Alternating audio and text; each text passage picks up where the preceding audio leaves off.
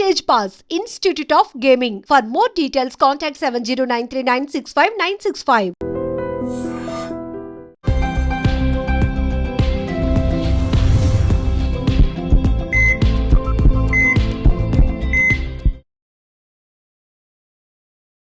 నమస్తే, welcome back to healthy conversations and I dream. So ఈరోజు మనతో ఉన్నారు ప్లాస్టిక్ సర్జన్ దీప్తి దేవరకొండ గారు. సో ప్లాస్టిక్ సర్జరీస్ గురించి కొన్ని మైట్స్ ఉన్నాయన్నమాట. అంటే అసలు న్యాచురల్గా ఉంటుందా, చెండాలంగా కనిపిస్తారా, దెయ్యంలా కనిపిస్తారా, ఇలాంటి డౌట్స్ అన్నీ ఉంటాయి కదా. సో దీని మీద డిస్కస్ చేద్దాము. హాయ్ అండి, ఎలా ఉన్నారు? గుడ్. సో ప్లాస్టిక్ సర్జరీ అనేది హీరోయిన్స్కి మాత్రమే, లేకపోతే డబ్బున్న వాళ్ళకి మాత్రమే. అది చేయించుకున్న తర్వాత అంటే కొన్ని వీడియోస్ మనం బయట ఇన్స్టాలో కానీ యూట్యూబ్లో చూసినప్పుడు లిప్స్ చాలా పెద్దగా అయిపోవడం, అంటే కొంచెం ఆడ్గా కనిపిస్తూ ఉంటారు. బిఫోర్ దెన్ అని, ఇప్పుడు ఆఫ్టర్ అండ్ బిఫోర్ అని చెప్పి చూపిస్తూ ఉంటారు కదా. సో అసలు 100% న్యాచురల్గా మనం కనిపిస్తామా, లేకపోతే డిఫరెన్స్ అనేది తెలుస్తుందా సర్జరీస్ తర్వాత? ఇప్పుడైతే కరెంట్గా అయితే వరల్డ్ మొత్తం నడుస్తున్న ట్రెండ్ ఏంటంటే naturally looking plastic surgery. Makeup చేసుకున్నా కానీ న్యాచురల్గా చేసినట్టు అనిపించాలి. అలాగే సర్జరీస్ లో కూడా సర్జరీ చేసినా కూడా న్యాచురల్ లుకింగ్ ప్లాస్టిక్ సర్జరీనే ఇప్పుడు ట్రెండ్ యాక్చువల్లీ.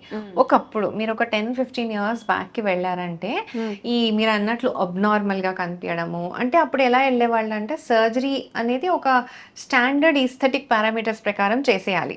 ఇప్పుడు ఎలాంటి అమ్మాయి అయినా ఒక 1-2 ml లిప్ ఫిల్లర్ పెట్టేయాలి, అలా ఒక స్టాండర్డ్ సెట్ చేసేసేవాళ్ళు. సో అందరికీ ఒకటే ప్రోటోకాల్ లాగా ఎక్కువ ఫాలో అయ్యేవాళ్ళు. సో అప్పుడు ఏమయ్యేదంటే సూట్ కాని వాళ్ళందరికీ అబ్నార్మల్ గా కనిపించేది. ఐడియల్ గా ఒక 100 మందిలో 90 మందికి సూట్ అయినా ఈ 10 మంది ఎవరు సూట్ కాలేదో వాళ్ళకి అబ్నార్మల్ గానే కనిపించేది. వాళ్ళే హైలైట్ అయ్యేవాళ్ళు. నెగిటివ్ అనేది చాలా త్వరగా స్ప్రెడ్ అయిపోతుంది. ఇంకా ప్లాస్టిక్ సర్జరీని బ్లేమ్ చేయడానికి చాలా మంది రెడీ ఉంటారు కాబట్టి అలా. ఇప్పుడు ఏంటంటే ట్రెండ్ ఎవరికి వాళ్ళకి కస్టమైజ్డ్. ఇప్పుడు ఒక్కొక్కరికి 1/2 ml ఫిల్లర్ పెట్టాలన్నా కూడా ఎవరు అంత తప్పుగా తీసుకోవట్లేదు. అండ్ ఆ 1/2 ml తో ఇమీడియట్ చేంజ్, అదే లైట్ చేంజ్ తీసుకురాగలిగితే దట్స్ మోర్ దాన్ ఎనఫ్. ఏంటంటే subtle changes which give a very natural look on the face is the current trend అనమాట. మేము సర్జరీస్ చేసేటప్పుడు కూడా చాలా మంది పేషెంట్స్ ఇప్పుడు అదే అంటారు. ఇప్పుడు ఇదివరకు బ్రెస్ట్ చేసేటప్పుడు కూడా పెద్ద పెద్ద ఇంప్లాంట్స్ కి రిక్వైర్మెంట్స్ ఉండేవి. ఇప్పుడు వాళ్ళే చెప్తున్నారు, మేడం అంత పెద్ద ఇంప్లాంట్స్ వద్దు, we want naturally looking breast, so smaller ఇంప్లాంట్స్కి వెళ్దాము అని. ఇట్లా ఇట్స్ అ పాజిటివ్ చేంజ్. ఈ naturally looking plastic surgery actually ఎక్కువ కాన్సన్ట్రేట్ చేసి ఇంకా ప్రాపర్గా చేయాలి మేము. That look needs a lot of doctors effort, because ఇక్కడ ఆర్టిఫిషియల్ లుక్ ఇవ్వకూడదు కాబట్టి. బట్ ఆ రిజల్ట్స్ చాలా గ్రాటిఫైయింగ్ ఉంటాయి for both patients and us అనమాట. ఓకే, ఏది అంటే మనం ఎంత ట్రై చేసినా కానీ ఏ సర్జరీ మనకి కొంచెం ఎట్లయినా సర్జరీ చేశారు అనేది 100% మీరు అపోర్ట్ పెట్టినా అది అసలు అవ్వదమ్మా అనే సర్జరీస్ ఏమైనా ఉన్నాయా?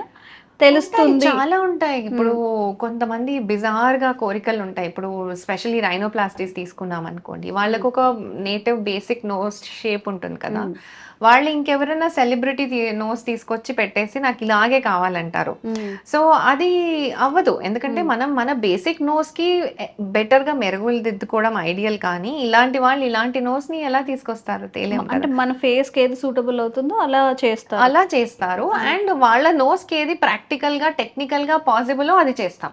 ఓకే, అలాంటి ప్రాబ్లమ్స్ ఉంటాయి అన్నమాట. ఇప్పుడు ఒక కొంచెం ఆడ్ గా, అంటే వాళ్ళకి పోస్ట్ ప్రెగ్నెన్సీ ఓవర్ గా బల్జ్ అయిపోయిన టమ్మీయో అలాగా ఓవర్ గా ఉందనుకోండి, దాన్ని ఒక లెవెల్ వరకే మనం లోపలికి తీసుకురాగలుగుతాం. మరీ ప్రీ ప్రెగ్నెన్సీ లాగా తేలేం కదా.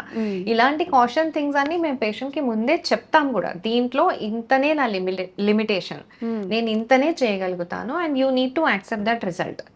అలా మన ఇద్దరం ఒక సింక్ లో వస్తేనే మనం సర్జరీకి వెళ్తాం. ఇలాంటివి మేము కంపల్సరీ పేషెంట్ కి చెప్పే తీసుకెళ్తాం. Okay okay. And what surgery most నువ్వు ఏంట్రా బాబు అనుకునే సర్జరీస్ ఏమైనా ఉంటాయా? ఉంటాయి, మీరు హేట్ చేసేవి ఉంటాయి, కంపల్సరీ ఉంటాయి. స్పెషల్లీ ఏంటంటే బయటికి వెళ్ళి ఏ రీసెర్చ్ చేయించుకోకుండా ఎలాంటి ఎడ్యుకేషన్ లేకుండా ఎవరితో పడితే వాళ్ళతో సర్జరీ చేయించుకొని కాంప్లికేట్ అయినాక మా దగ్గరకు వస్తారు కదా, అవి నాకు అస్సలు ఇష్టం ఉండవు ట్యాకిల్ చేయడం. బికాజ్ వాళ్ళు ఏం చేసేసారో అక్కడ, వీళ్ళు ఏం అడిగారో, వాళ్ళు వాళ్ళ దగ్గర ఒక రికార్డ్ కూడా ఉండదు. ఇలా చేసిన వాళ్ళ దగ్గర చేయించుకున్న ఒక రికార్డ్ ఉండదు. సో వాళ్ళు ఏదైనా గ్రాస్ కాంప్లికేషన్తో మా దగ్గరకు వస్తారు. మా దగ్గర ఫస్ట్ తీసుకునే వరకు ఒక 1-2 వీక్స్ బాగానే ఉంటారు. బట్ కాంప్లికేట్ అయినాక it takes time to heal కదా. మళ్ళీ ఆ టైం వాళ్ళు వెయిట్ చేయడానికి రెడీ ఉండదు. ఎందుకంటే అప్పటికే వాళ్ళు ఫ్రస్ట్రేటెడ్ ఉంటారు అనమాట ఆ పాత సర్జన్తోని.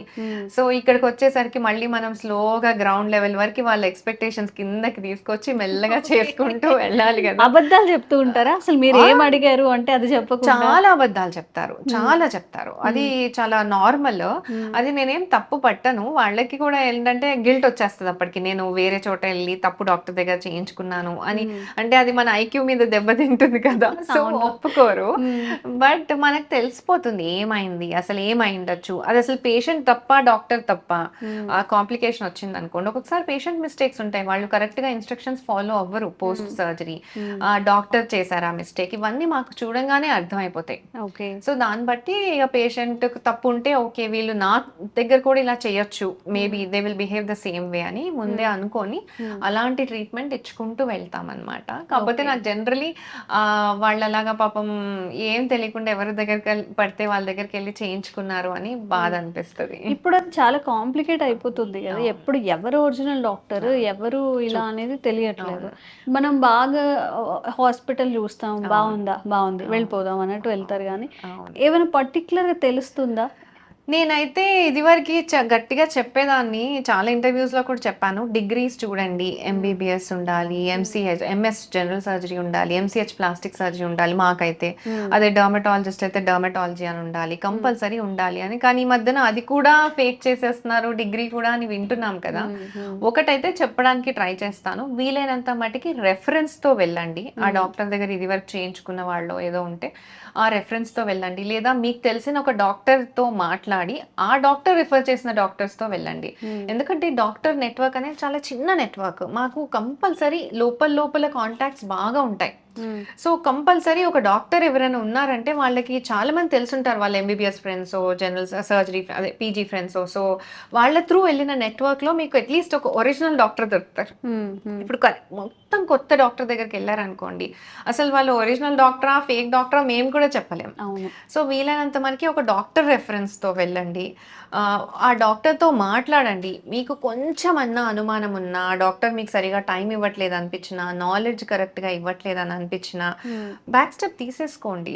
It's your body.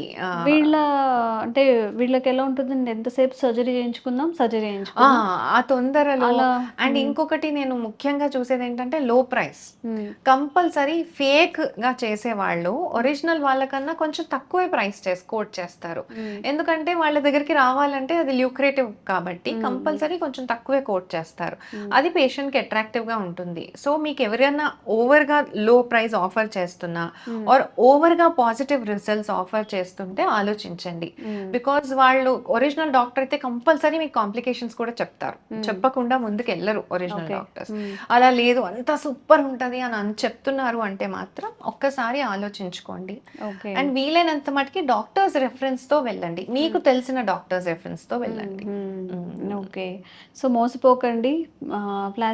అన్ని వేరే, ప్లాస్టిక్ సర్జరీ వేరే కాబట్టి ఇది కొంచెం high income field, ల్యూక్రేటివ్ field, trend లో ఉన్న ఫీల్డ్ కాబట్టి దీంట్లో క్వాక్స్ ఎక్కువ అయిపోయారు. సో మీకు fake cardiologist, fake liver doctor rare గా ఉంటారు, బట్ ఫేక్ కాస్మెటిక్ డాక్టర్ ప్రతి గల్లీలో ఉంటారు. సో కొంచెం జాగ్రత్తలు తీసుకుంటే సేఫ్ గా ఉంటారు.